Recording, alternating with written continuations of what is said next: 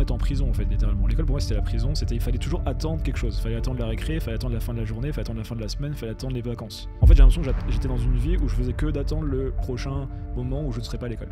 Tu vois la conscientation qui dit bon bah en fait on va vous dégager du lycée parce que bah en fait vous avez des notes de merde. Dans le dernier moment ça a capoté le deal.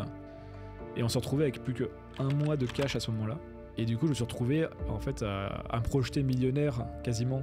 Et finalement pas du tout l'être. T'es connu à l'extérieur comme quelqu'un qui est en train de réussir une super boîte dans ta région, et le soir tu dors sur un espèce de matelas au milieu du salon de ta mère en fait. Tu reçois des messages en fait quand tu commences à être visible, en fait t'as des filles qui t'envoient des MP et t'as des sollicitations. T'as déjà vu des psys toi? J'en ai toujours d'ailleurs. Ça te fait du bien? Bah ouais, c'est presque un coach des fois d'ailleurs, vu de mes yeux ce qu'était une dépression. En gros c'est un moment où, tu vois là on est en couleur, et là on claque des doigts et ça passe en gris, tu vois. Prends vraiment conscience de la mort. Ouais.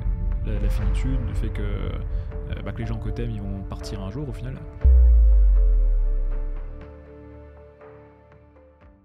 Bienvenue à tous dans le podcast L'envers du décor. Nouvel épisode, j'invite des entrepreneurs et on parle de tout sauf business. Aujourd'hui, j'ai la chance, le grand plaisir d'avoir Jean-Charles Kurdali, fondateur de Fetch, ancien joueur de poker, ou peut-être non, on va peut-être en parler, coach pour entrepreneurs et aussi auteur qui sort son livre Vie intentionnelle.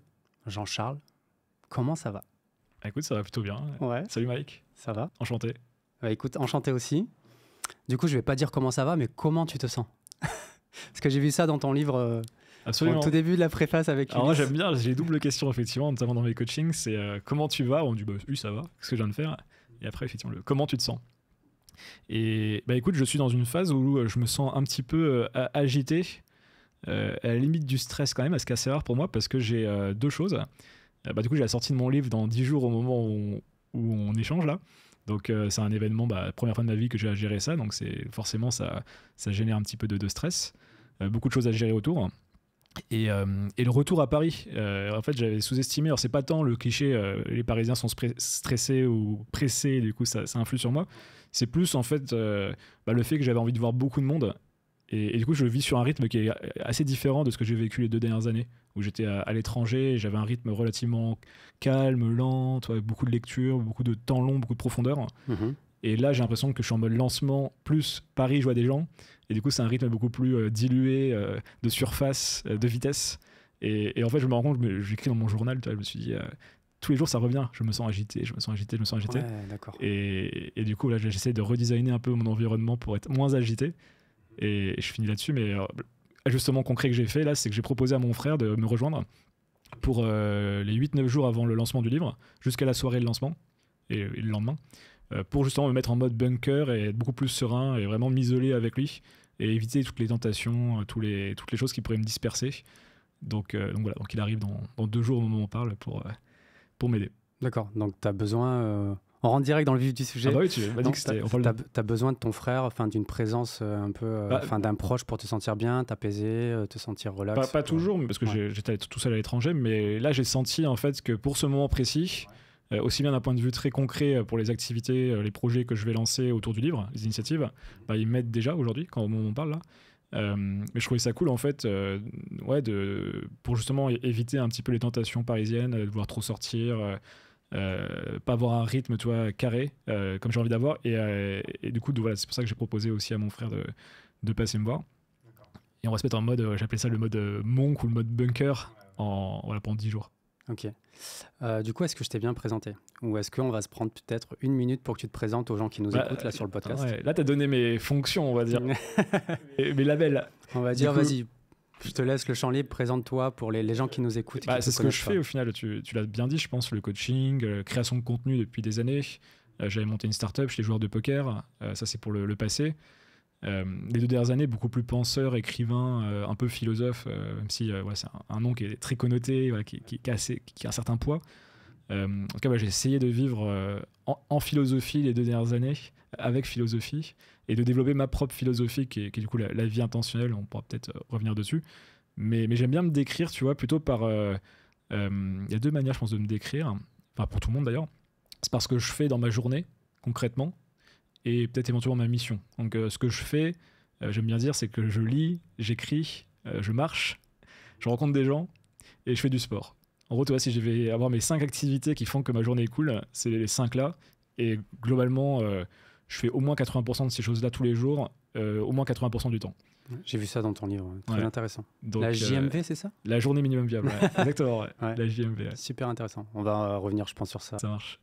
Et sur la mission, en ce moment, ma mission, c'est justement d'aider les gens à se questionner sur leur manière de vivre, de voir justement, d'auditer ce que j'appelle moi la vie par défaut. Donc c'est la vie qu'ils vont vivre sans forcément faire d'action pour changer l'état dans lequel ils sont. Donc ça va être la culture qui va influer, leur environnement, leur génétique, tu vois, tout ce qui fait qu'on est ce qu'on est si on n'y a pas pensé. Et d'aller vers une vie plus intentionnelle, du coup, où tes choix, tes actions, tes pensées sont plus examinés, comme dirait Socrate, tu vois. La vie examinée ne vaut pas la peine d'être vécue. Et au final, on en est au même problème 2500 ans après. D'accord.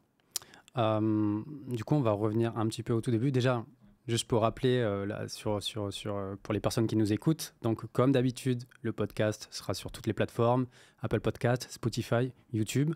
Et j'ai le grand plaisir parce que tu es le premier gars que j'invite sur le podcast. Et ça me fait vraiment plaisir de pouvoir parler un petit peu de sujets un peu deep et qu'on arrête de parler un peu business. Et je pense qu'avec toi et avec le livre et tout ce que j'ai pu voir, je pense que ça va être intéressant. Est-ce que du coup, je pose toujours la même question aux invités. Pour commencer, est-ce que tu peux me dire déjà où tu es né? Ouais, à Nancy, dans le nord-est. Nord-est. Dans quel type d'environnement? Famille modeste, famille aisée ce qu'on appelle la classe moyenne, pour ce que ça veut dire aujourd'hui. Une mère française, un père syrien. Ok. J'ai grandi avec la culture française, mais j'ai quand même ce passé où je suis allé un petit peu en Syrie quand j'étais petit. Et on était avec mon frère, du coup j'ai un petit frère qui a 5 ans de moins que moi, avec qui je suis très proche. Je te l'ai dit, il me rejoint et on travaille beaucoup ensemble sur plein de projets, on a souvent eu des hobbies en commun. T'as quel âge déjà pour rappeler? 32. 32, ouais. Je pensais 31. Mais... les temps passent. Ok. Et ouais, non, je sais pas ce que tu veux que je développe, mais en tout cas, environnement donc assez classique, tu vois. Au final, je me suis pas senti défavorisé, j'ai pas eu l'impression de manquer de quelque chose quand j'étais petit. J'étais presque un peu enfant gâté sur 2-3 choses, tu vois.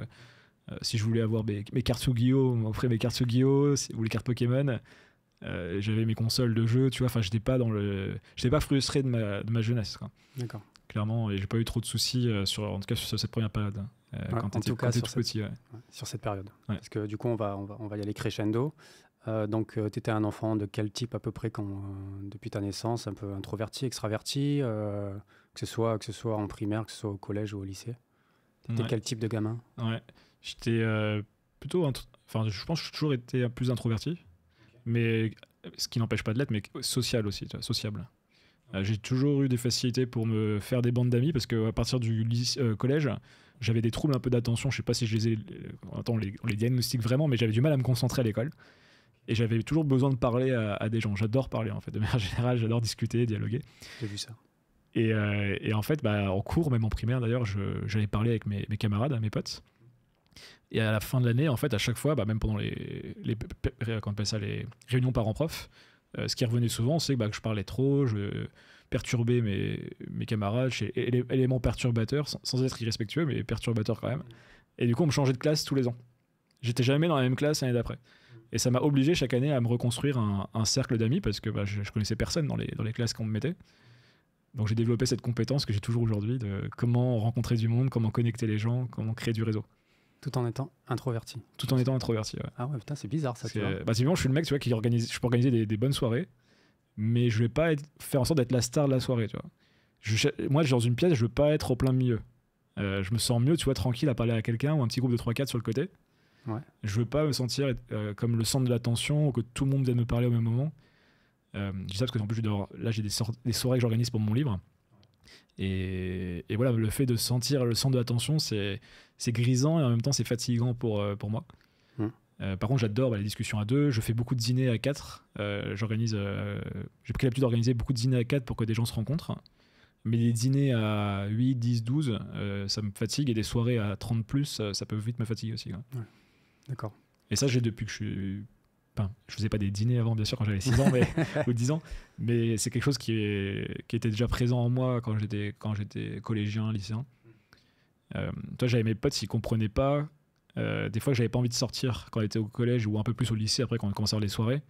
Et genre, ça me paraissait impossible. J'avais un pote hyper extraverti avec qui je faisais du basket à l'époque. Et il me proposait toujours des plans. Ouais, demain, on fait ça. Ce soir, j'ai telle soirée, machin et tout. Et moi, je disais 3 quarts du temps, bah désolé, mais moi, je vais être tranquille, je vais rester chez moi. Et dans son logiciel, ça paraissait impossible. Moi, je suis devenu comme ça, mais maintenant, tu vois. Autant avant, j'avais besoin tout le temps d'être dans une grande ville, que ça bouge, etc. Mais maintenant, vraiment, avec l'âge... T'as quel âge? J'ai 37. 37, ok. Ouais. Et avec l'âge, compliqué, quoi. Plus je suis seul, mieux je me sens, tu vois. Ouais. C'est trop de bruit autour, quoi. Ouais. Et les invitations d'amis et tout, parfois, ça peut être compliqué aussi. Mais ouais. Bah, les gens, en fait, vu que tout le monde dit non, enfin, tout le monde dit oui par défaut, en fait, et tout le monde a des agendas, du coup, ils sont hyper éclatés, hyper dilués. C'est pas standard si quelqu'un commence à dire non à des choses qui paraissent évidentes de dire oui. Toi, un dîner, en fait, bah, pourquoi tu dirais non si t'as rien à faire? Pourquoi tu resterais chez toi à lire un livre, tu vois, par exemple? Il n'y a pas de raison. Bah, pour beaucoup de gens, tu vois. Mais peut-être que toi, tu préfères faire ça ce soir, tu vois. Totalement. Une espèce de pression. Je sais pas pourquoi. Ouais. Donc, du coup, dans ton livre, parce que je l'ai lu, peut-être pas tout, mais en tout cas, j'ai fait l'effort. Je l'ai envoyé tard par rapport à. Donc, c'est cool que tu aies déjà regardé. Ouais, bah non, c'était important pour moi. Direct, tu passes. Tu parles très vite de ta crise d'adolescence que tu as eue à 16 ans et d'un espèce de rejet de l'école. Ouais. Tu peux expliquer un petit peu tout ça?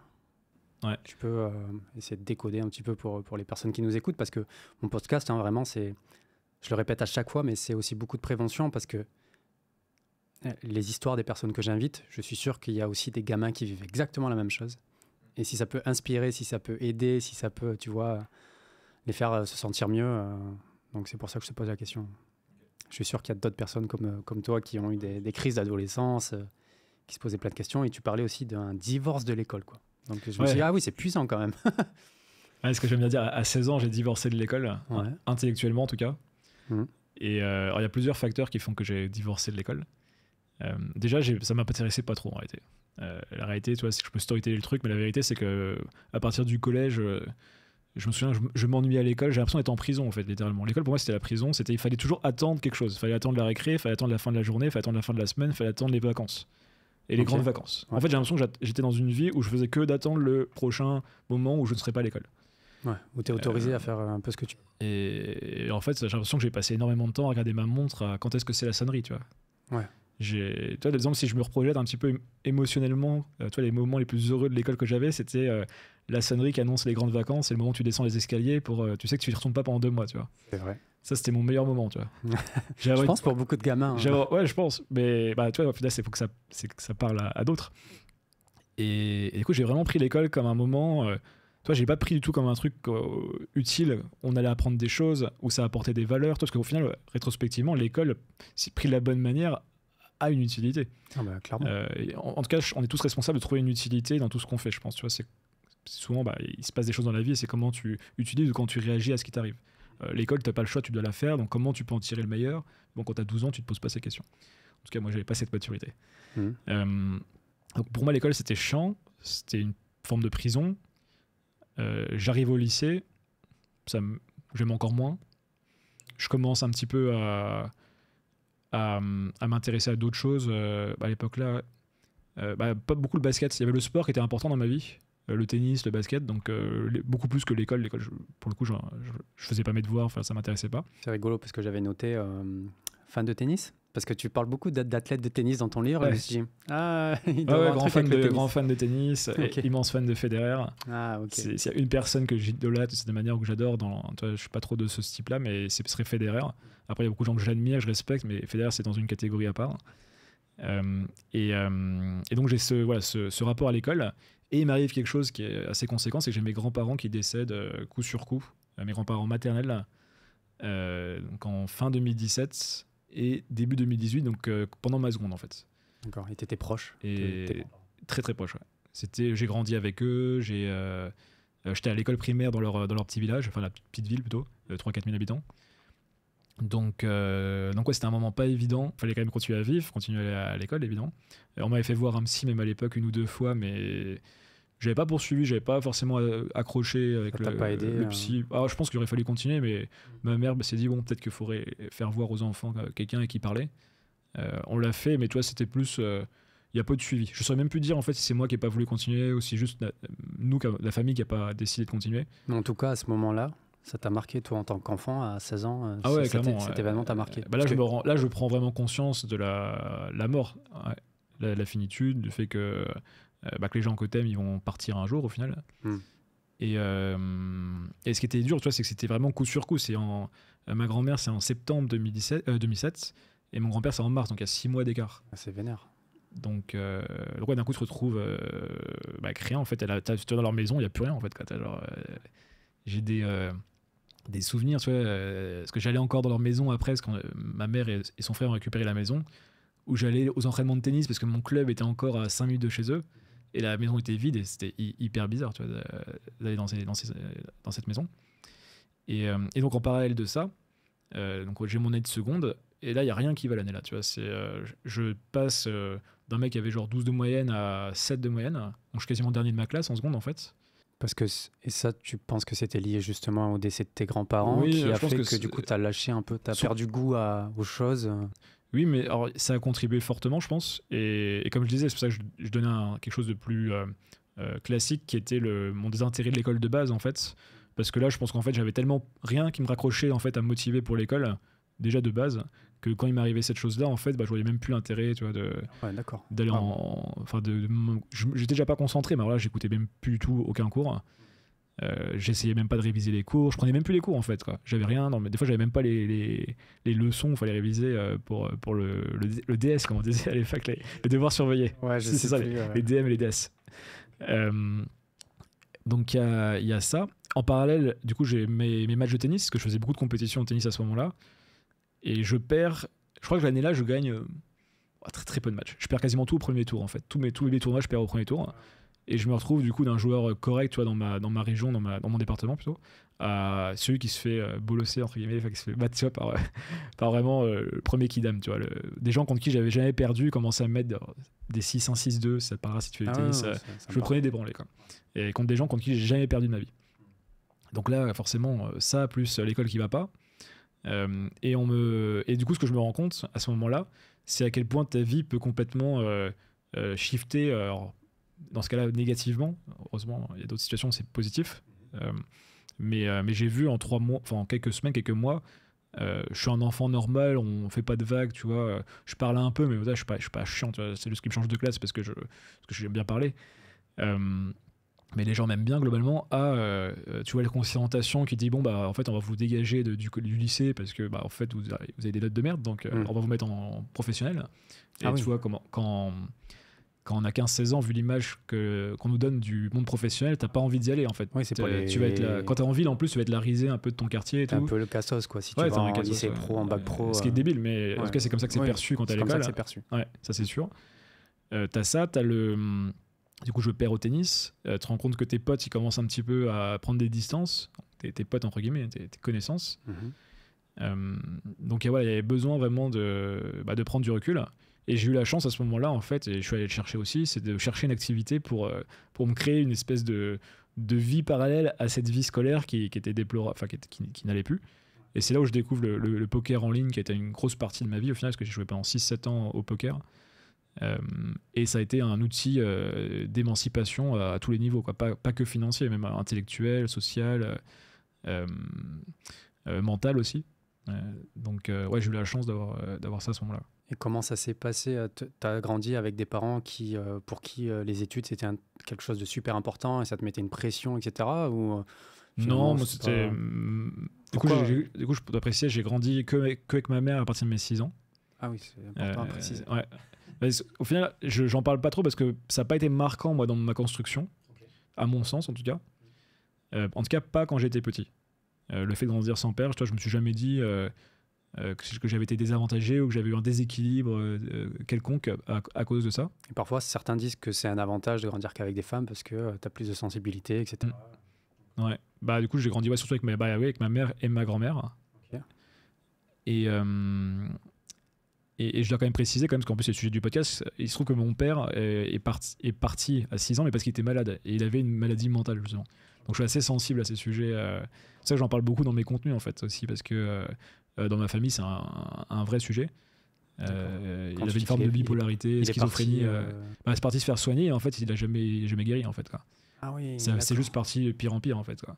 Donc ils se sont séparés avec ma mère pour se soigner parce que c'était insupportable pour ma mère, pour lui et pour moi. Moi, je m'en souviens pas trop, tu vois, mais c'était assez compliqué. Mais moi, j'ai très peu de souvenirs à ce moment-là. Ça n'a pas marqué Pas spécialement.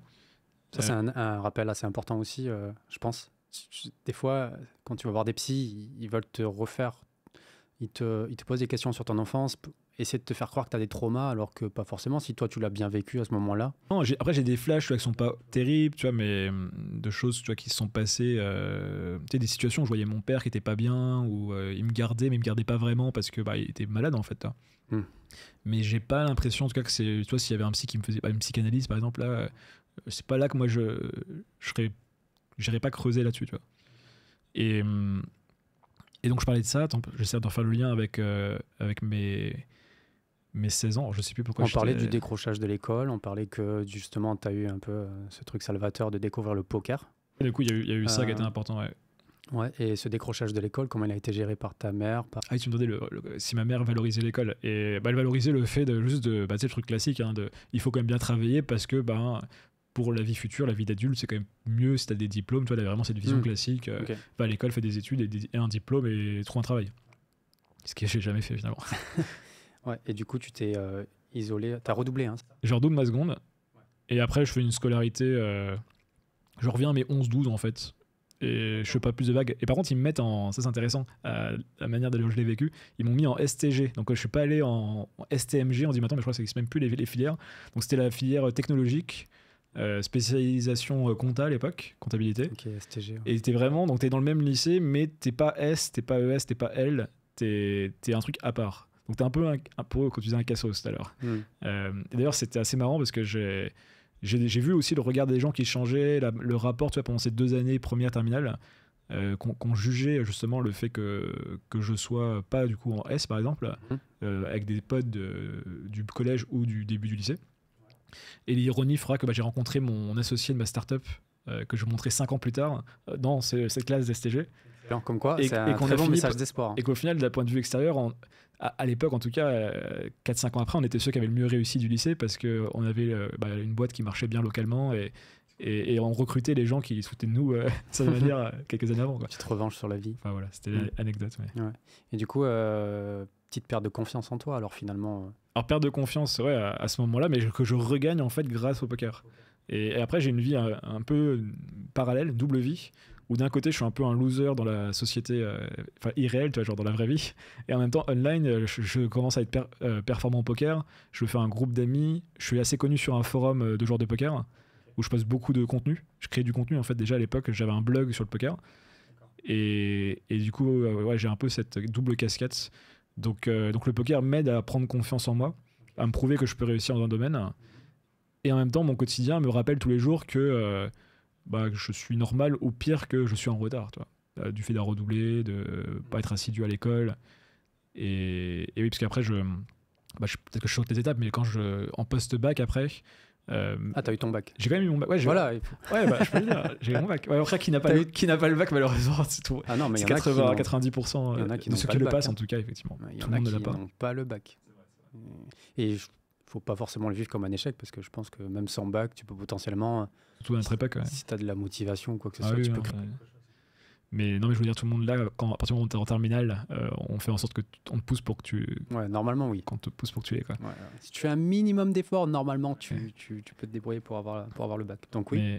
Mais du coup, post-bac, je me retrouve en fait à avoir un choix à faire, mais que j'ai pas réussi à faire. C'est est-ce que je fais des études ou est-ce que je joue au poker? Et ma mère m'a poussé à quand même faire des études. Et je me suis retrouvé à faire 2 années en fait où je suis inscrit dans des facs, mais j'y vais quasiment pas en réalité. Donc j'ai fait un semestre de droit et une année de LEA, donc langue étrangère appliquée. Oui, ça c'est. Et j'ai pas validé les 2 fois. Et par contre, en parallèle, je joue au poker beaucoup plus. Et je commençais à me créer une vie sociale, à voir des potes, voir du monde, faire des soirées, etc. Donc j'étais. Je pense pas que j'étais très heureux en réalité quand j'ai réfléchi. J'ai réfléchi précédemment, mais quand je te le dis là, c'est 2-3 années post-bac. enfin 4-5 années même, parce qu'après j'ai fait un BTS finalement après avoir raté ces années de fac, parce que ma mère voulait vraiment que j'ai un diplôme, tu vois. Donc j'ai pris le truc le plus court à la fin, le BTS en 2 ans. Ouais, ok.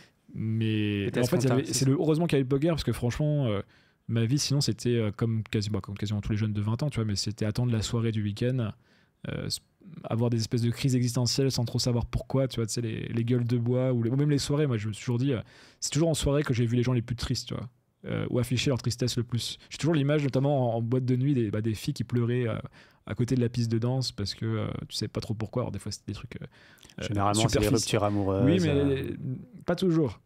J'aimais bien déjà écouter un petit peu les conversations, essayer de comprendre les gens. Et parfois c'était notamment des mecs. T'avais des mecs qui pétaient des câbles en soirée en mode putain, ma vie elle va nulle part, je sais pas ce que je fais, j'aime pas mes études. Tu vois, qui avaient des vraies crises existentielles en soirée. C'est quand t'as les effets de l'alcool, ça. Ouais, mais du coup, l'alcool est un très bon révélateur, hein, souvent d'ailleurs. Ça désinhibe, la vérité, in vino veritas, tu vois, dans le vin, la vérité. Donc, et oui, ça, je suis persuadé. Il y a des vérités que j'ai déjà entendues. L'alcool les a bien aidés. J'ai vu aussi que très tôt, tu as commencé à lire des livres un peu compliqués, finalement, pour un jeune à 16 ans, 17 ans, des livres de philo, etc. Ouais. Enfin, c'était quoi ce déclic? Comment c'est arrivé? Pourquoi Alors, c'est exactement ce qu'on a dit précédemment, c'est que j'ai ce besoin à un moment de trouver des solutions, trouver du sens quelque part, de créer ma propre voie. Et j'ai cherché plein de solutions. Donc en fait, là, le poker a été une solution qui a très bien fonctionné. La lecture, ça s'est fait en 2 temps. Je me souviens d'une après-midi où je suis entré dans une librairie à la recherche de solutions et je me suis pointé, c'était au premier étage d'une grosse librairie de Nancy, ou 2e étage. Je suis tombé sur tout ce qui est un peu sciences humaines, donc psycho, philo, socio, histoire, tout ça.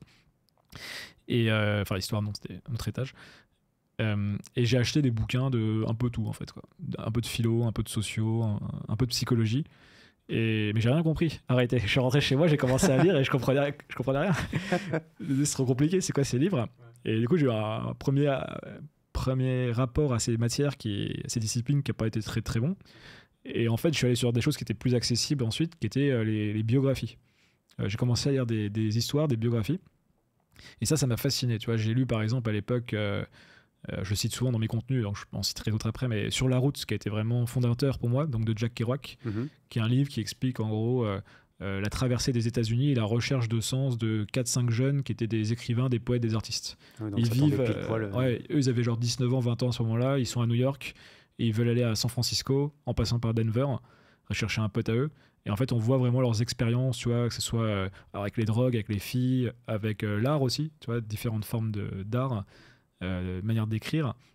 Et moi, ça m'a fasciné. Alors, je me suis pas dit, je veux vivre comme eux, je veux faire les mêmes choses qu'eux, mais je me suis dit, s'il y a des gars qui sont un poil plus âgés que moi, qui ont questionné ce que moi j'appelle maintenant la vie par défaut, ou en tout cas une vie qui n'est pas questionnée, quoi, pas auditée.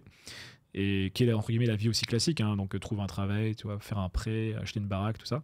Donc ce qui peut être très bien. En fait, moi, dans mon livre d'ailleurs, je ne démonte pas ce mode de vie.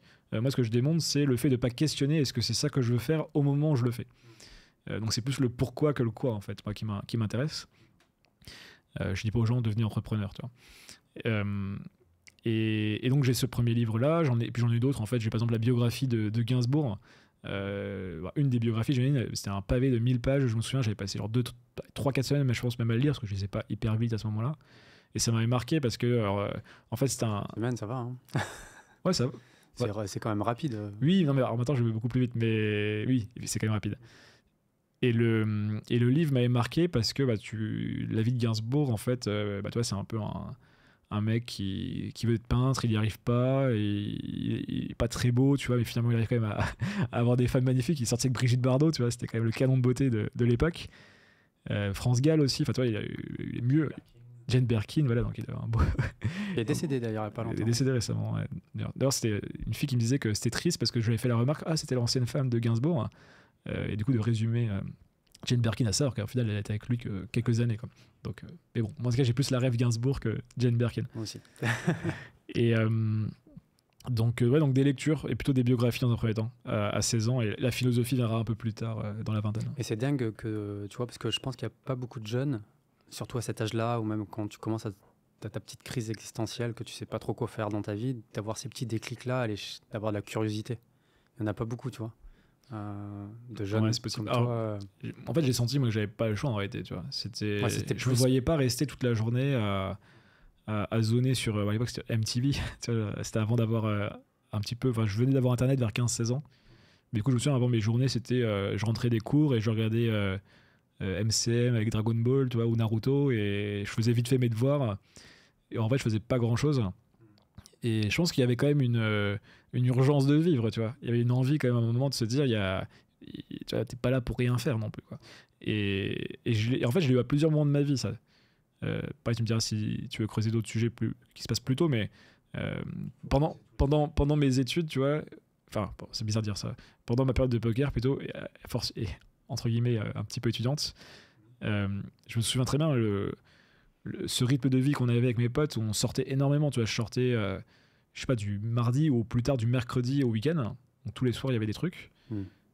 On avait le rituel d'aller au café, tu vois, vers 16-17 heures, tu vois, pour causer, mais on parlait toujours des mêmes trucs, des mêmes sujets, et ça se répétait, tu vois, gueule de bois le lendemain matin, un peu de play, toi, PES à l'époque, et ça se répétait, et j'allais pas en cours ou j'allais vite fait en cours. Ce que j'aimais bien, c'est que j'allais beaucoup au cinéma à ce moment-là.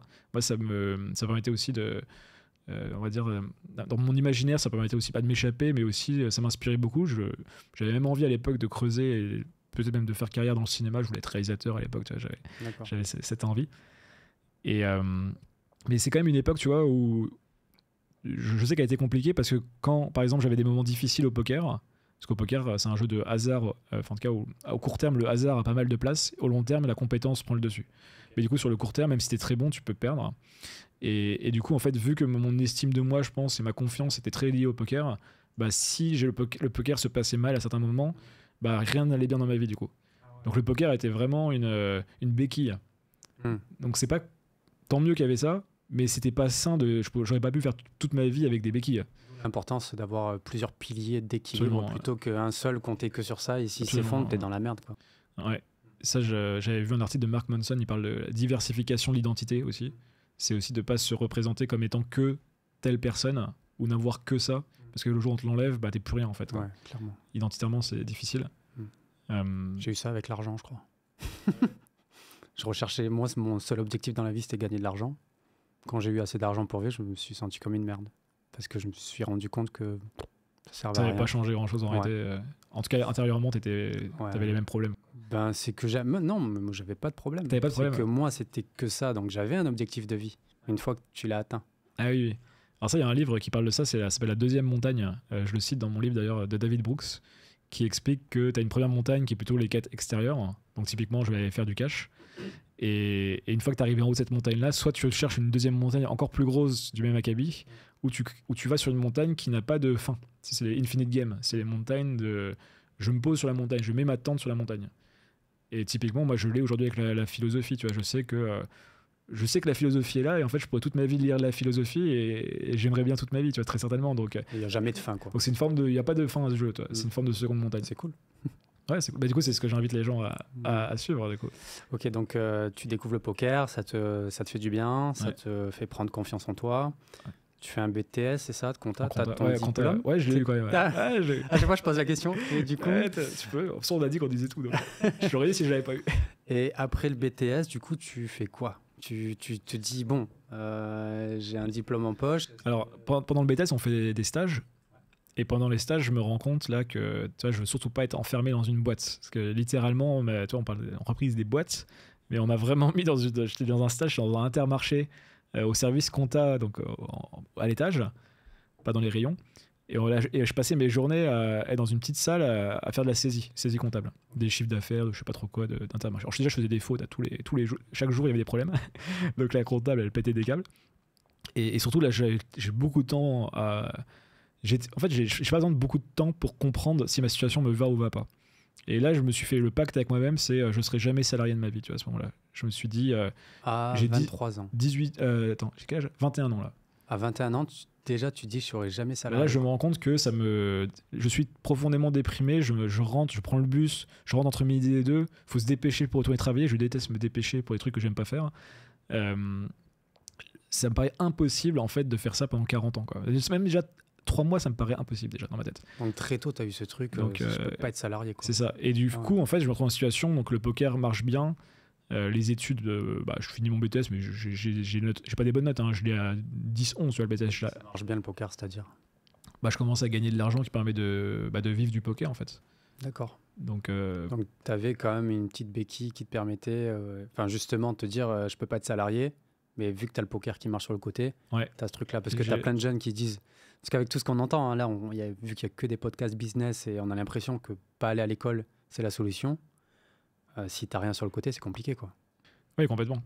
Et sachant qu'en plus, encore une fois, l'école, tu vois, les écoles de commerce, ou peu importe l'école, t'apportes des choses. C'est juste qu'est-ce que tu y prends et versus qu'est-ce que ça te coûte. Mais dans mon cas, j'avais la chance effectivement d'avoir le poker.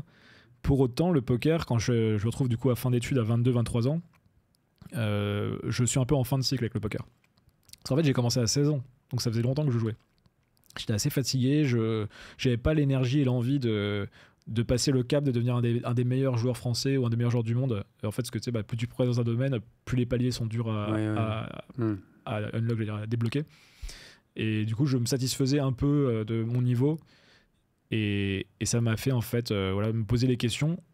Et du coup, juste avant la fin du BTS, j'ai commencé à m'intéresser à l'entrepreneuriat. Je découvre l'entrepreneuriat un peu par hasard en 2013. Et via Olivier Roland, d'ailleurs, sur son blog, ça s'appelle Un livre pour changer de vie. Ah oui, Olivier. Donc c'est ça où je découvre Tim Ferriss, sa semaine de 4 heures. Enfin, je vais pas te faire on parle pas de business dans ton podcast. Donc, tous les bouquins de business que tous les CEO de start-up, tous les entrepreneurs ont un peu lu, tu vois. Personnel MBA, tous les trucs de l'époque entre 2013 et 2015. Et là, c'est un peu la révélation parce que je me rends compte que en fait, il y a pas besoin d'être vieux pour monter une boîte. Moi dans ma tête, j'ai aucun entrepreneur dans mon réseau. Je suis de Nancy, je sais pas ce que c'est une start-up. J'ai pas fait le connexion avec The Social Network en 2010. Tu vois, j'ai vu le film sur Facebook, mais je me dis pas c'est possible d'être jeune et monter une boîte. Je fais pas le lien à ce moment-là. Et là, en fait, grâce à Olivier Roland et après en allant voir les différents livres, les différents résumés, je me rends compte, il y a ce truc qui s'appelle l'entrepreneuriat. Et en fait, dans ma tête, c'était très proche du poker. Je me suis dit, en fait, c'est cool. Tu vas pouvoir monter des projets avec peu de mise de départ, ou zéro. Et en fait, sans permission, tu vas pouvoir développer quelque chose. Et le poker, c'était comme ça. Hein. J'ai commencé, j'avais zéro. J'ai fait tournoi gratuit, j'ai gagné quelques dollars. Et à partir de ces quelques dollars, j'ai transformé plusieurs dizaines de milliers de dollars, enfin d'euros. Du coup. D'accord. C'est des tournois en ligne. C'est quoi? C'est physique? Je joue en online. Je suis pas un pro. Ok, non, je jouais principalement, pour pas dire exclusivement online à l'époque. Et c'était très bien comme ça. De toute façon, j'avais pas le choix vu que j'ai commencé, j'étais mineur, donc même online, c'était même pas légal en réalité. donc encore moins en vrai, j'aurais pas pu me pointer à 17 ans dans un casino. Donc voilà. Et pour faire le pont, du coup, je découvre l'entrepreneuriat. Et du coup, c'est là où je me mets vraiment à fond dans les projets futurs, notamment ma startup. D'accord. Et tu disais dans ton livre aussi que tu as découvert les livres de développement personnel. C'était en même temps que l'entrepreneuriat ou c'était avant? C'est au même moment. D'accord. Alors après, ça dépend ce qu'on met derrière développement personnel. Mais je pense que c'était plus des livres en réalité de productivité, d'organisation que j'ai eu dans un premier temps. Ou des livres comme Comment se faire des amis. Tu vois, des classiques du dev perso. Mais genre du 20... C'est un de mes favoris, celui-ci. Ok, c'est intemporel pour le coup. Même si le titre en français, du coup... Ça donne pas forcément envie de le lire.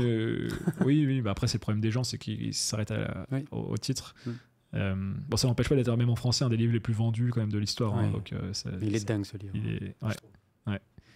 Donc il y a ces premières lectures. Et en fait j'ai pas lu, je me suis rendu compte après, j'étais sorti avec une fille qui était à fond dans le dev perso, la spiritualité. Et en fait je me suis rendu compte qu'on n'avait pas du tout les mêmes définitions et les mêmes références quand on parle de dev perso et de spiritualité. Et moi en fait ce qui m'a beaucoup plus parler que le dev perso au final ça a été la philosophie ensuite et la philosophie je la découvre plutôt vers 25-26 ans, donc ça met encore un peu de temps. Ça c'est plutôt quand je suis entrepreneur que j'ai ce besoin à un moment de m'ancrer, de retrouver du calme, de la sérénité. Et du coup tu te lances après le poker, tu te lances dans l'entrepreneuriat, tu découvres l'entrepreneuriat. Pendant mon BTS, à la fin du BTS, je fais un premier projet à 21 ans, un peu plus, 22, 23 À 22-23, tu te dis, vas-y, moi, je lance ma startup, quoi. Je lance mon business. Du coup, j'ai un associé à ce moment-là que je rencontre à Nancy. On fait un premier projet.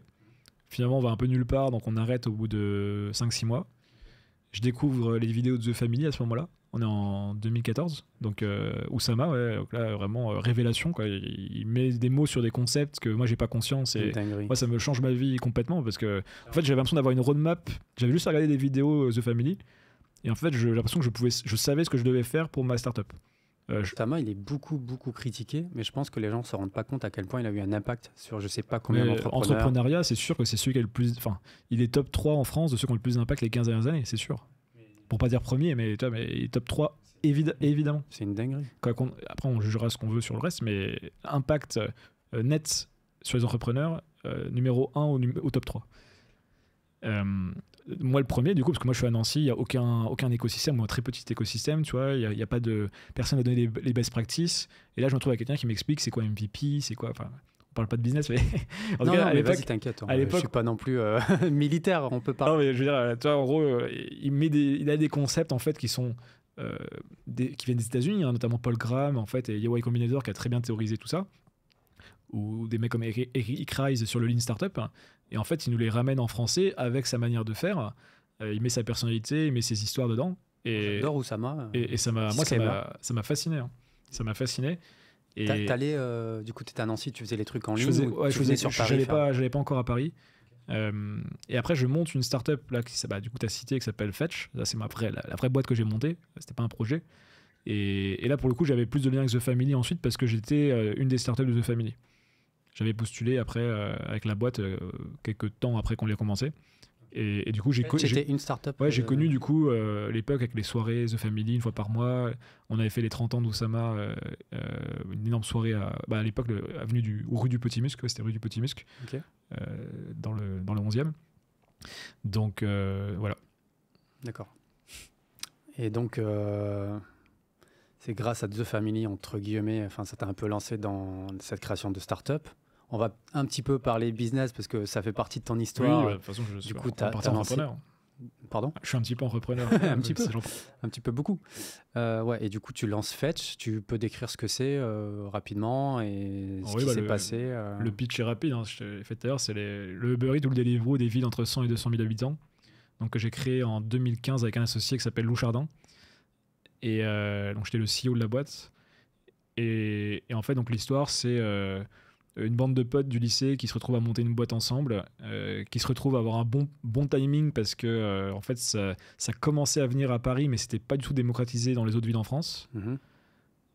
Les acteurs avaient montré que c'était possible, tu vois, il y avait une espèce de preuve de marché déjà au début. Moi j'avais pas conscience de ces boîtes là le jour où j'ai eu l'idée, mais en fait très vite j'ai fait mon benchmark et j'ai vu qu'il y avait vraiment un potentiel, et du coup on s'est retrouvé pendant 4 années à vraiment vivre l'aventure startup avec ses hauts, avec ses bas, des levées de fonds, des recrutements en masse et beaucoup de moments compliqués. Je pense que c'est ceux-là qui vont t'intéresser. On dirait que je suis un gros sadique, tu sais. mais non, mais du coup, c'est hyper riche, tu vois, comme histoire. Il y a eu beaucoup de hauts, beaucoup de bas. Et toi, je vais te donner quelques histoires un peu, anecdotes de ce que tu vis quand tu as une startup.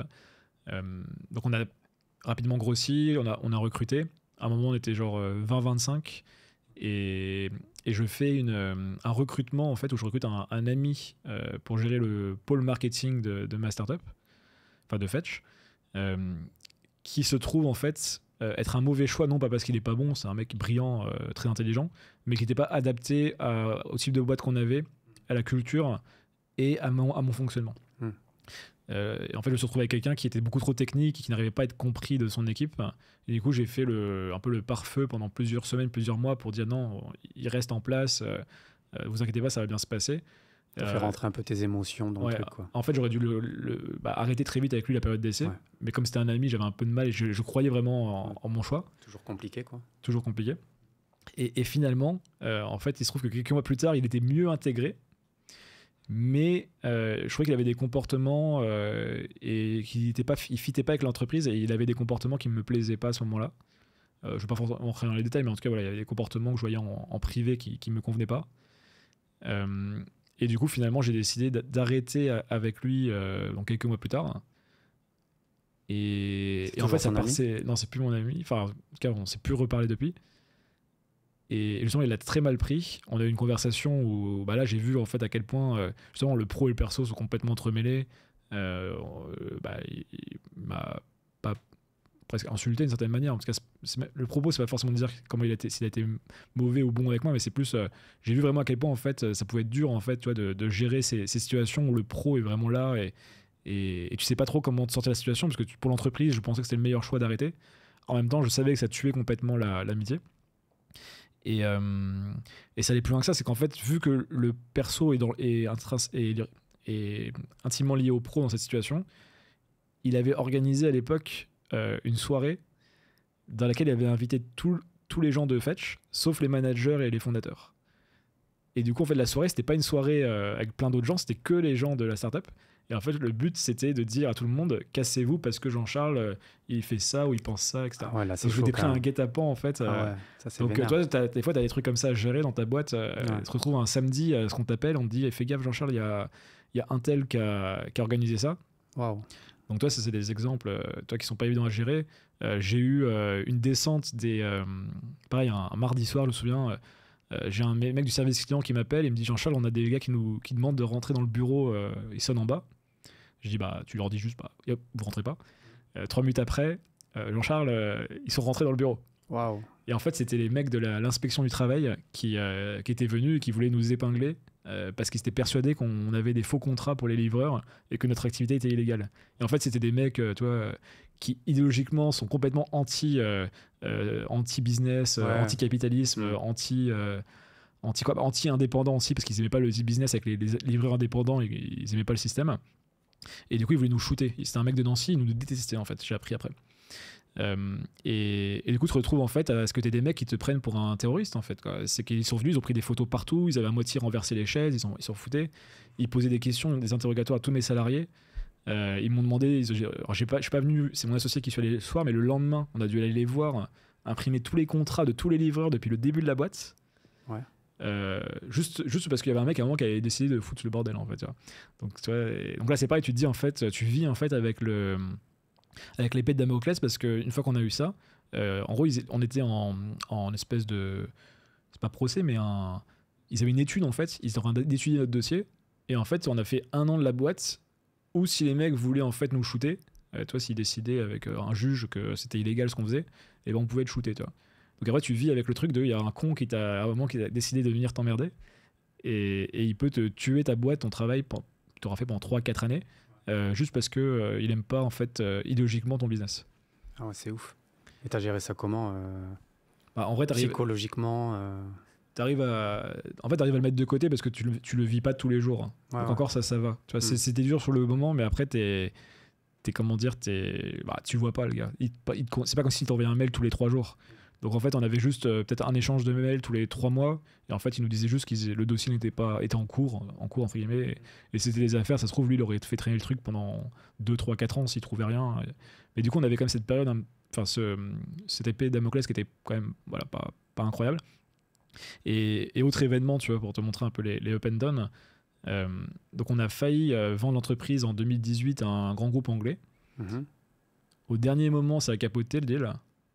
Ça serait long à expliquer, j'explique sur internet, mais voilà, il y a un concours de circonstances qui a fait que ça s'est pas fait.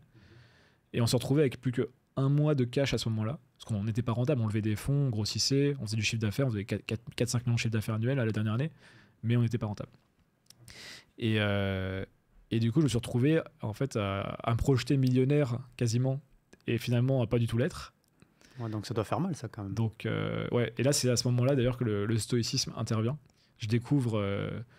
j'avais entendu parler de cette philosophie, le stoïcisme, qui est assez connu dans le milieu des entrepreneurs, notamment grâce à Ryan Holiday, un auteur américain, et Tim Ferriss. Et à ce moment-là, je me plonge dans les écrits de Sénèque en 2017, notamment de la brièveté de la vie, un petit texte de 60 pages, justement pour prendre conscience de notre mortalité, du temps qu'on utilise mal, de tous les moments où on se prend la tête pour rien, en fait, tu vois, où on vit dans l'anxiété, Sénèque qui dit qu'on souffre plus dans notre imaginaire que dans le réel. Et tu vois, on a toujours anticipé le pire en fait, tu vois. Et c'est l'anxiété. Et c'est l'anxiété. C'est la définition de l'anxiété. Ouais, la définition de l'anxiété. Et du coup, ça m'a beaucoup aidé justement à pas trop me projeter, parce qu'en fait, tout dans ma vie, en fait, pro en tout cas, pouvait me rendre anxieux, tu vois. Genre, le truc que je t'ai parlé avant, l'épée de Damoclès, les problèmes de revente, ou des problèmes techniques aussi qu'on a eu. Ouais. Donc, la trahison de ton ami, entre guillemets. Oui, ça t'a fait mal ça ou... pas trop. En fait, t'as pas le temps. En fait, t'as pas le temps à ce Ah ouais, moment-là. t'as pas le temps. Ouais, Et t'avances. j'avais vu que tu avais eu une rupture aussi. Oui, il y a aussi. Putain, il Amoureuse. s'est passé plein de choses. Oui, effectivement. Sujet compliqué. J'étais en relation pendant quasiment toute l'histoire de la startup, pendant les 3 ans et demi, 4 ans. Ok. 2 premières années, ça se passe très bien, c'est un super soutien. Franchement, je suis presque à te dire à recommander. Franchement, monter une startup célibataire, je pense que ça doit être très dur. Et avoir quand même la chance d'avoir un couple, toi, où tu peux te faire soutenir moralement, émotionnellement, même financièrement. Parfois aussi, elle m'a aidé sur 2-3 trucs. C'est 3 choses. Ça, justement, j'ai tellement de questions sur ça. Ça a l'air tellement compliqué de trouver quelqu'un qui arrive à comprendre un peu les personnes qui ont le mindset entrepreneur, tu sais, parce que ça fuse tout le temps, tu as tout le temps tes projets, tu as tout le temps quelque chose en tête et c'est dur, quoi. C'était une personne qui que puisse te soutenir. J'aurais pas la solution pour toi, parce que autant c'était excellent les 18 mois, 24 premiers mois de l'entreprise, mais quand elle s'est rendue compte qu'en fait la boîte prenait de plus en plus d'importance dans ma vie, mais aussi globalement, en fait, qu'elle prenait de l'importance, elle grossissait, et qu'elle avait compris qu'en fait je n'étais pas quelqu'un qui voulait s'arrêter après sa première boîte. En tout cas à l'époque j'avais cette mindset, tu vois, je montais plein de boîtes et tout. Et ben elle a commencé à se mettre en compétition avec mon entreprise. Ouais, faire un choix. Tu fais un choix. J'avais des sollicitations, mais ça va. Je pense qu'elle a jamais trop su, parce qu'en plus j'étais très réglo, mais tu reçois des messages en fait quand tu commences à être visible. En fait, t'as des filles qui t'envoient des MP et t'as des sollicitations. Waouh, ça je pensais pas, tu vois. Ah bah ça, tous les créateurs ou tous les entrepreneurs qui sont visibles ont des. Enfin, tu vois, on dit souvent les filles reçoivent des messages des mecs, mais les mecs aussi reçoivent des messages en fait. C'est juste qu'on en reçoit moins, tu vois, mais on en reçoit. Clairement, moi j'ai plein de potes qui sont influenceurs, créateurs, beaucoup plus connus que moi. Ils ont tous des dingueries à raconter, de photos de filles, des choses comme ça. ça existe, c'est une réalité. N'importe quoi. Et non, mais c'est vrai qu'on en parle souvent dans l'autre sens. Les filles qui se plaignent sur LinkedIn, on voit beaucoup ça. Ah, les mecs ils m'ont envoyé un message. Donc ça existe, c'est sûr. Ah, mais ça existe énormément. Ouais. Mais dans l'autre sens aussi. Okay. Quand tu commences à avoir du succès, oui, un petit peu entre guillemets. C'est ça. Et après, je pense que les proportions sont juste différentes. Ouais. Et donc j'ai cette relation qui périclite un petit peu à cause justement des alignements. En fait, elle se rend compte que sur le long terme, moi je vais continuer à monter des boîtes. Elle veut la vie normale, entre guillemets. Elle veut rapidement se poser, prendre un appart, limite se marier, tu vois, commencer à mettre la pression sur des sujets sérieux. Enfant ou mariage, peu importe l'ordre, en tout cas il y avait des sujets de stack à vie. Et du coup c'est un peu difficile parce que là le couple pour le coup n'est plus un moteur mais plus un poids, et tu dois gérer ta boîte et tu rentres le soir chez toi et en plus le couple va pas ouf. Et en fait t'as l'impression qu'il n'y a rien qui va en réalité, quoi. Tu te retrouves, t'as pas le soutien vraiment de ta copine, elle te comprend pas vraiment. C'est une charge mentale de dingue, non? Elle comprenait pas que le plus ça avançait, le plus ça se complexifiait. Et le plus, du coup, j'ai besoin vraiment de sérénité le soir. Tu vois, autant au début, tu vois, c'est moi qui gère tout, il n'y a pas d'humain. Donc c'est dur, c'est physique, mais mentalement, ça va. La première phase d'une startup, je trouve que c'est animal au sens, tu vois, il faut vraiment mettre beaucoup d'énergie. Mais c'est plus de la force brute, tu vois. Une fois que tu as des humains, en fait, c'est là où le vrai game il commence, parce que en fait, le plus dur, c'est pas de faire un produit, le plus dur, c'est de gérer des gens. Et une fois que tu as des gens, du coup, tu as toutes les emmerdes certaines que je t'ai évoquées, parce qu'il y en a beaucoup plus en réalité. Là, j'ai fait genre un 40e des histoires. C'est dommage parce qu'on n'a pas beaucoup de. Temps, sur Fetch, en fait, j'ai déjà un livre à écrire sur les histoires, les anecdotes, quoi. Tu devrais. Mais donc, quoi, il y avait un peu cette problématique que j'avais dans mon couple. Et finalement, je me retrouve à arrêter la relation en 2017. D'accord, ça vient de toi, du coup. Donc, ça vient de moi. Finalement, je retourne avec elle. Parce qu'en fait, elle me fait un peu des appels pour rapidement, quelques semaines après, pour qu'on se remette ensemble. Et en fait, je pense que j'y vais pour une mauvaise raison. C'est parce qu'en fait, vu que j'avais du mal à ce moment-là, j'avais un été compliqué dans mon entreprise, et que du coup, forcément, je n'étais pas très bien suite à la fin de la relation tout de même, si c'était mon fait. Un peu par faiblesse, j'y suis retourné. On a un peu ce truc-là. Je sais pas, j'ai l'impression que les mecs sont un peu moins courageux que les meufs, parfois. Sur certaines décisions pour se séparer. Ça pourrait s'expliquer. Je pense qu'une des raisons aussi principales, une des raisons du moins, c'est aussi que les hommes ont plus de mal à avoir une copine que les femmes un copain, globalement. Surtout dans la vingtaine, tu vois, je pense que l'accès à la relation, ou même l'accès à la sexualité de manière générale, est plus difficile pour les hommes que pour les femmes. Là où les femmes vont peut-être avoir plus de mal à trouver un mec bien avec qui se mettre en couple, mais les opportunités manquent moins. Et du coup, il y a beaucoup d'hommes qui, un peu par défaut, se remettent dans des couples Voilà, on pourrait développer plus longuement, mais en tout cas, Ça peut être une raison. ça peut être une des raisons, peut-être la raison. Et moi, en l'occurrence, j'avais vraiment pas envie de m'amuser à aller faire du dating ou je sais pas quoi à ce moment-là. Et les filles qui me contactaient par message, c'est pas forcément celles avec qui j'avais envie de passer du temps. En tout cas, la Donc, rupture t'a fait mal, quoi. Quand ouais, même. ouais. Il y a quand même Et du coup, je suis retourné avec elle pour finalement de nouveau arrêter quelques mois plus tard. Donc j'ai double rupture et à chaque fois, je reviens chez ma mère parce que j'avais pas d'appart, je vivais avec mon ex. Et du coup, il y a aussi ce truc de t'es connu à l'extérieur comme quelqu'un qui est en train de réussir une super boîte dans ta région. Et le soir, tu dors sur un espèce de matelas au milieu du salon de ta mère, en fait. Quoi. Ah. Parce que j'avais pas de chambre pour moi, parce qu'il y avait déjà mon frère qui était là. Bref, il n'y avait pas de chambre pour moi. Ok. Et là, t'avais quoi, 23, 24? Là, je suis un peu plus vieux, j'avais 25, 26 ans. Là. Ouais. Et là, heureusement, il y avait Sénèque et la philo. Pour pallier à tout ça, tu tombes dans le stoïcisme. Enfin, tu découvres le stoïcisme. Ouais. Pour essayer de te dire, je peux pas prendre toute cette charge mentale, ce stress, c'est pas possible, cette anxiété. Faut que je trouve un moyen. Et la lecture, le stoïcisme, t'a aidé, quoi. Ouais. Alors, plus largement, la lecture, déjà. Vers cette époque-là, en fait, je commence à moins lire de blogs. Avant, j'étais à fond dans les blogs de marketing, Facebook Ads, tous ces trucs business. Et à un moment, j'étais un peu saoulé. Et j'ai eu besoin de lire d'autres choses. Et je l'ai découvert, notamment c'est connu maintenant, mais Sapiens d'Harari. Ouais, il est très connu. Très connu maintenant. Mais tu vois, c'est un des premiers que j'ai lu, en fait, qui m'a sorti la tête du business à ce moment-là. Et de fil en aiguille, je me suis intéressé à l'histoire via Harari, la sociologie et la philosophie via les stoïciens. Mais c'est vrai qu'il y a quand même un shift avec la philosophie et le stoïcisme parce que là, j'ai senti vraiment l'impact sur moi. Autant l'autre, c'était un impact plaisir d'évasion et impact intellectuel. Là, j'ai eu un impact vraiment de santé mentale, on peut dire, hein, clairement, parce que mon niveau d'anxiété s'est réduit en lisant ces textes-là. J'ai réussi à prendre du recul. Ouais, ça m'a toujours apaisé. C'est marrant, en fait, quand je lis notamment Sénèque.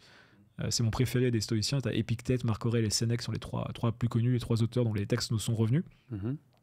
Et Sénèque a toujours eu cet effet sur moi. Donc oui, c'était parce que pour la question, ouais, c'était là où j'ai découvert le stoïcisme. T'as fait un burn-out au printemps 2021. C'est quoi pour toi un burn-out? Ouais, alors Ça veut dire quoi, burn-out? Je sais pas si, parce que justement, je sais pas où j'ai cité le terme burn-out, mais je sais pas trop comment le définir, ce qui m'est arrivé. Il se trouve que en 2021, donc on est pour situer 3 ans après la cession de ma boîte, et j'ai passé ces années-là à faire plein de projets, mais qui étaient beaucoup dans la continuité de ma casquette start-upper entrepreneur. Et identitairement, je me reconnaissais de moins en moins dans cet univers. Parce que je lisais en parallèle beaucoup de philo, j'avais envie d'écrire. Je crée du contenu aussi depuis très longtemps, depuis 2015, je crée sur Internet. Mais depuis 2018, depuis que j'ai cédé ma boîte, j'ai ma newsletter dans la tête d'un philopreneur qui est la chose pour laquelle je suis le plus suivi sur Internet aujourd'hui. T'avais commencé LinkedIn J'avais commencé LinkedIn. Alors LinkedIn, c'était pendant ma startup, en fait. J'avais très tôt sur LinkedIn, j'ai 2017. Et j'ai repris beaucoup plus tard. Pour le coup, c'était plus en 2022 que j'ai repris. Ça fait seulement un an et quelques là que 30 000, c'est ça? Un peu moins, 25, 26 000 abonnés là. Ah, je crois que t'avais 30 000 followers. Non, et j'ai 9 000 newsletters et 25, 26 000 sur LinkedIn. Ouais. Partie de ton biz vient de ça. Le coaching. Oui, alors le coaching, c'est quasiment 100% newsletter. Ça vient, tous les clients viennent quasiment de la newsletter ou via quelqu'un qui m'a pingé, qui a recommandé de la newsletter à quelqu'un d'autre. Ok. Coaching, business qui n'a que le nom. Parce qu'en fait, j'en fais des coachings, mais je le prends pas comme un business. En gros, c'est un moment où c'est comme si, tu vois, là on est en couleur et là on claque des doigts et ça passe en gris, tu vois. J'ai eu ce moment, je sais pas comment te définir ça. Mais il y a eu un ensemble de choses qui sont arrivées au même moment. Une autre rupture amoureuse à ce moment-là, avec une autre fille. Le Covid, je pense que ça me pesait. J'ai eu pas mal de... J'ai assez mal vécu, en fait, la façon dont ont été amenées les choses, notamment avec le pass sanitaire. C'est marrant, maintenant, un peu de recul. Je sais qu'avant, c'était un peu tabou comme sujet, mais... Tu l'as fait où, le Covid, toi? Alors, premier confinement, j'étais à Nancy chez ma mère. Deuxième, j'étais avec mon ex chez elle. On avait un bon environnement, ça allait, dans Paris. Et après, en fait, ce qui se trouvait, c'est que j'ai déménagé à Nantes parce que j'en avais marre de Paris, parce que j'en avais marre de payer une blinde mon loyer, en fait, pour ne pas pouvoir utiliser la ville, en fait, pour ce qu'elle avait à offrir, parce que payer 1 500 € de loyer pour rester bloqué chez soi, je préfère payer 600 à un autre endroit, tu vois. Parce que de toute façon, on avait la même vie, qu'on payait 600, 1500, on n'avait plus les avantages de Paris. Donc, je suis parti à Nantes, sauf que à ce moment-là, là, c'est ma copine à ce moment-là qui arrête, elle, la relation. C'était l'inverse de la première fois. Je pense que je prends un coup d'ego aussi. en mode Ok. comment ça elle me largue.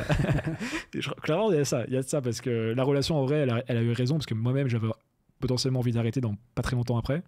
J'étais en train d'y réfléchir et c'est elle qui a eu le courage donc bravo à elle. Pour le même problème qu'avant ou pourquoi tu sais, non, enfin, là c'était un peu différent. On avait des raisons différentes chacun. Je pense, elle, je pense qu'elle avait un peu idéalisé de sortir avec un entrepreneur parce qu'elle-même est entrepreneuse.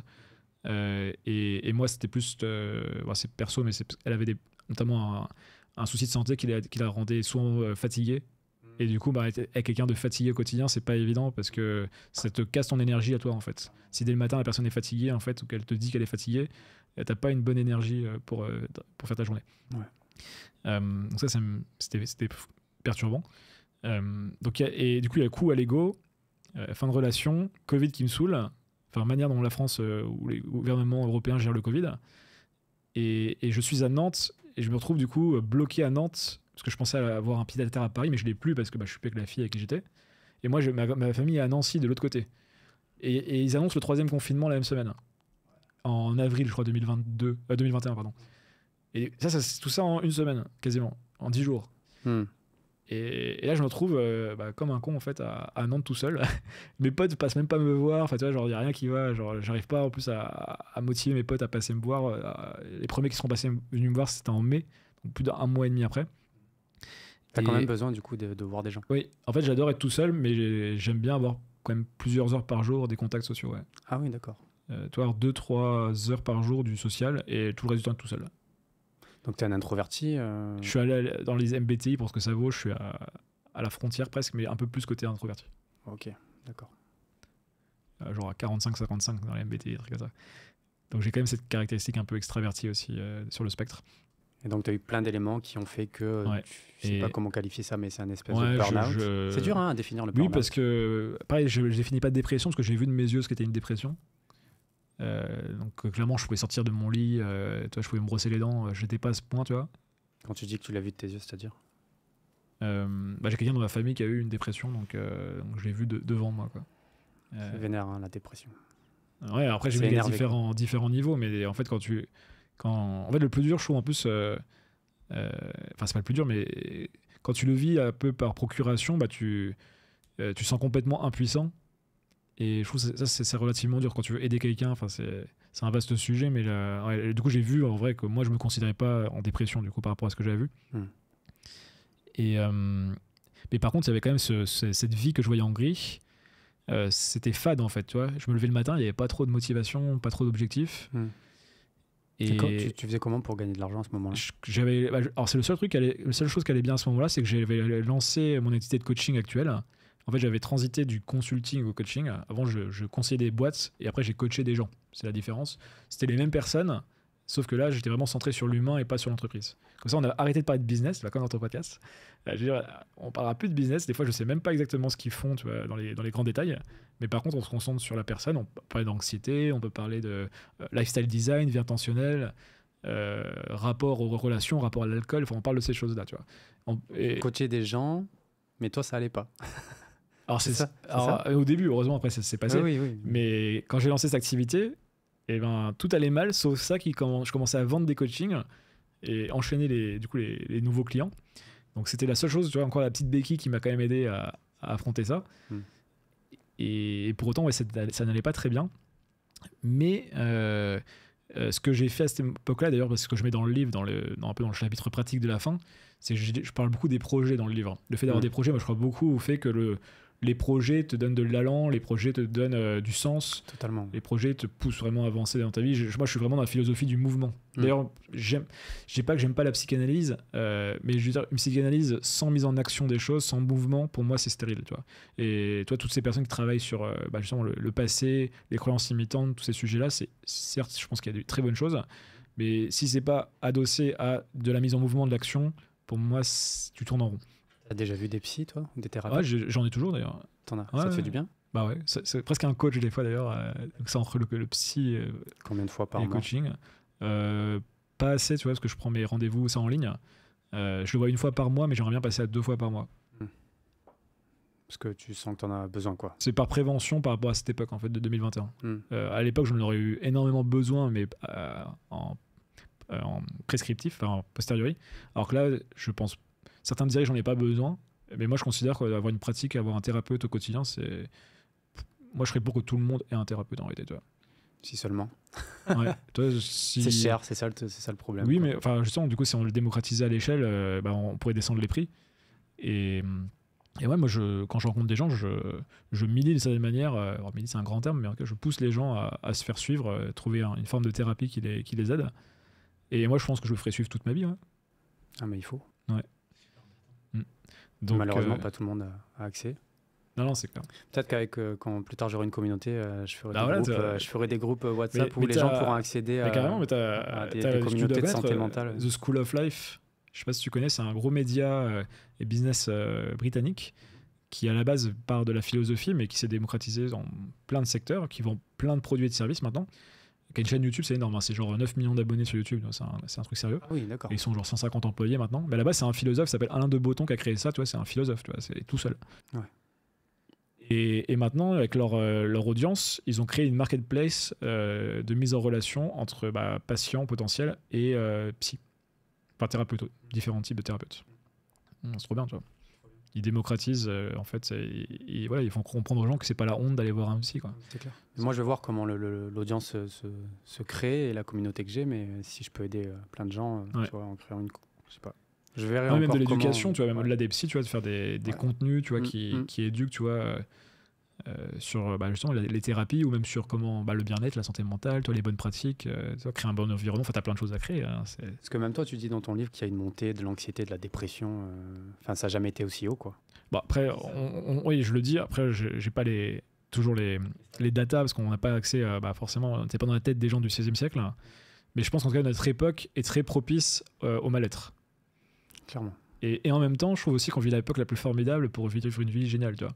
Mais du coup, c'est le paradoxe, en fait. Mais c'est lié. Oui, c'est lié. En fait, c'est que tu vois ce que tu n'as pas ou ce que tu pourrais avoir et que tu ne fais pas les choses pour l'avoir.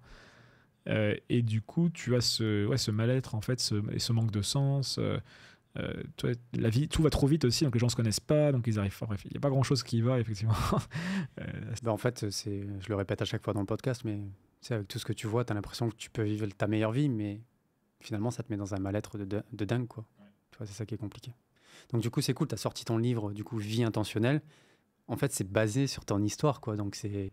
En fait, je suis marqué par la phrase de Nietzsche qui dit en substance toute philosophie est la biographie de son philosophe. Et une philosophie, en fait, on a beau faire croire, via le côté un peu abstrait parfois, d'une partie de la philosophie, pas la mienne, pas celle que j'aime. Les stoïciens, c'est pas des philosophes abstraits, c'est des philosophes du concret, du pratique, de la vie. Peu importe d'où tu viens en philosophie, mais il y a ce côté un peu... c'est pas applicable dans le réel, tu vois. Et ce que je voulais dire par rapport à la biographie, c'est que c'est toujours subjectif, en fait, une philosophie. Même Kant, tu vois, qui faisait des systèmes, en fait quand tu comprends sa vie, tu comprends sa philosophie. Darwin, alors, je sais pas si c'est considéré philosophe, tu vois,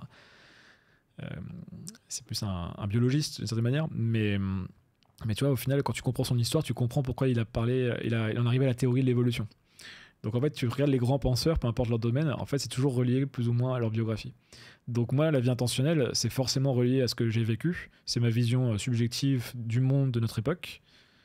Et ce que j'ai essayé de donner dedans, en fait, c'est des clés pour comprendre le réel, comprendre notre époque, et avoir des pistes de solutions et des choses à explorer pour essayer justement de sortir un petit peu de l'état dans lequel on est un petit peu tous, et aller vers quelque chose qui nous correspond plus, tu vois. Et en fait, ça se fait vachement par la réflexion d'un côté, parce que moi je suis vachement dans ce délire, tu vois, réfléchir, faire du journaling, créer de l'espace mental, et agir, parce que j'ai cette casquette entrepreneur aussi, d'où le terme que j'avais créé il y a 2-3 ans, le philopreneur, en fait, qui est un peu l'intersection entre une espèce d'attitude philosophique et un esprit entrepreneurial. Et c'est pas tant être philosophe ou entrepreneur, c'est essayer d'avoir un peu ces deux manières d'être, plus que c'est pas des métiers, c'est des manières d'être dans sa manière de vivre, du coup. Du coup, on a bientôt fini. Tu pourrais juste décrire, parce que j'aime beaucoup, j'ai vu ça dans ton livre, tu parles de la journée minimum viable pour les personnes qui nous écoutent. Ouais. Si tu peux la décrire et expliquer un petit peu ce que c'est, si certaines personnes peuvent s'en servir, tu vois. Spoil un peu le livre. Ouais, je sais pas si je peux. Si, tu peux. Alors, journée minimum viable, l'idée, c'est comment je sais si ma journée est une bonne journée. Moi, je crois beaucoup au fait à deux choses. Que la productivité, déjà, c'est subjectif. À la fin de la journée, c'est pas combien tu as fait de tâches, c'est est-ce que tu es contente de ce que tu as fait. Et au-delà de la productivité, je crois beaucoup à l'intégration dans la mémoire de tes souvenirs. Et pour du coup avoir des souvenirs que tu peux intégrer dans la mémoire, il faut limiter le nombre d'activités que tu fais chaque jour. Et en fait, une bonne journée, c'est pas une journée où tu fais 1000 trucs, 1000 choses, c'est une journée où tu as fait des activités qui te font du bien, qui te donnent du sens. Donc ce que j'invite les gens à faire, c'est de chercher les 3 à 5 activités qui remplissent ces critères, de les noter, éventuellement de mettre des durées un peu idéales. J'aimerais, je sais pas, lire pendant 1 heure tous les jours, et avoir une version un peu plus minimaliste, du style, si j'ai pas le temps de lire, je vais quand même lire 15 minutes. Et en fait, à la fin de la journée, si tu as réussi à caler, que ce soit le temps normal ou le temps plus réduit, tes activités, tu as un sentiment de contrôle sur ton temps, sur ta journée. Tu as l'impression d'avoir avancé un petit peu vers une version que tu aimes de toi, en fait, que tu veux être, ou que tu es ou que tu veux devenir.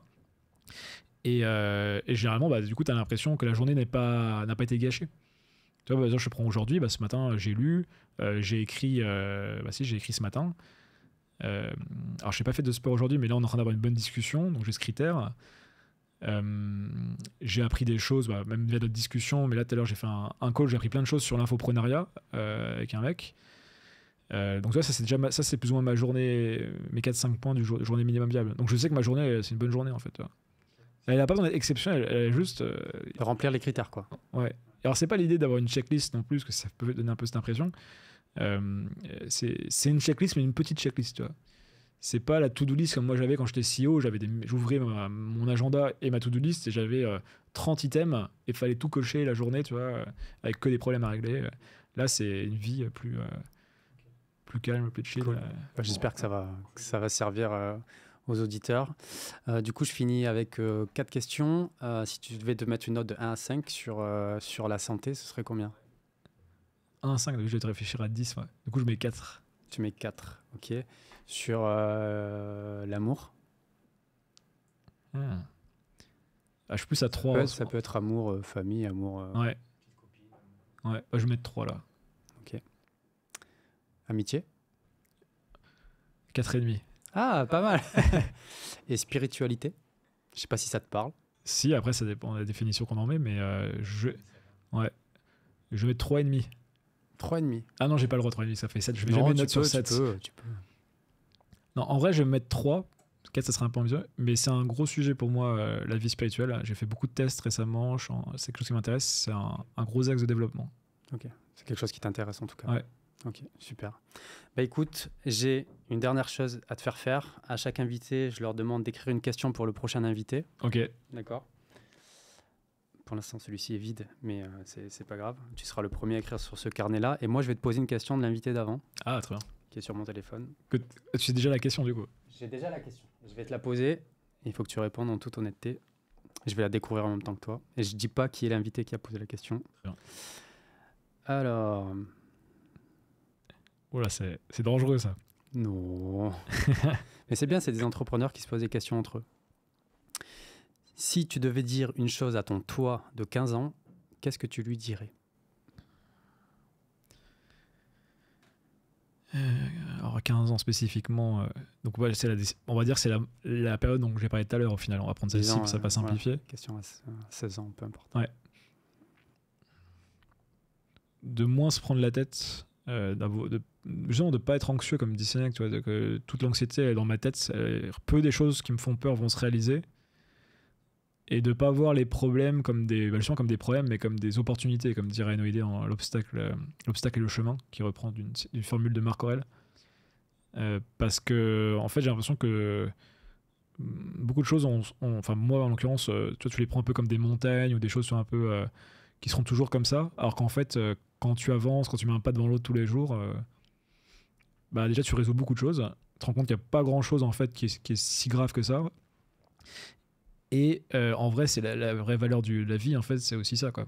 C'est ce chemin, ça c'est le truc un peu qu'on entend beaucoup, mais le chemin, la destination, il n'y a pas de destination finale de toute façon. Et je lui dirais en conseil aussi que n'oublie pas que tout ce que tu fais, tout ce que tu feras, ça sera aussi la finalité, s'il y en a une, c'est le lien social, les liens que tu crées avec les gens. Je te donne un exemple pour conclure. J'organise bientôt ma soirée de sortie du livre. Et j'ai invité, toi c'est un truc que je peux inviter un peu qui je veux, mais j'ai invité que des amis. Alors beaucoup d'amis créateurs, toi qui sont certains connus, mais ça reste que des amis, ou de très bonnes connaissances. Et en fait, dans le dernier principe de mon livre, c'est construisez votre jardin d'Épicure et transmettez un héritage. Et en fait, c'est un peu c'est le end goal, tu vois, c'est le but. Tu vois, c'est au final, on fait tout ça. En l'occurrence, pour mon livre, je suis passé 18 mois à galérer, tu vois, à écrire mon livre. Il est bien. Et je te remercie. Et en fait, la finalité, c'est peut-être enfin, c'est un symbole, mais c'est un peu cette soirée, tu vois. C'est de se dire à un moment, je reviens, je suis un peu comme Ulysse dans l'Odyssée. Pas Ulysse, du coup, Homère dans l'Odyssée. Ah non, Ulysse, c'est Homère, c'est Ulysse qui est le personnage.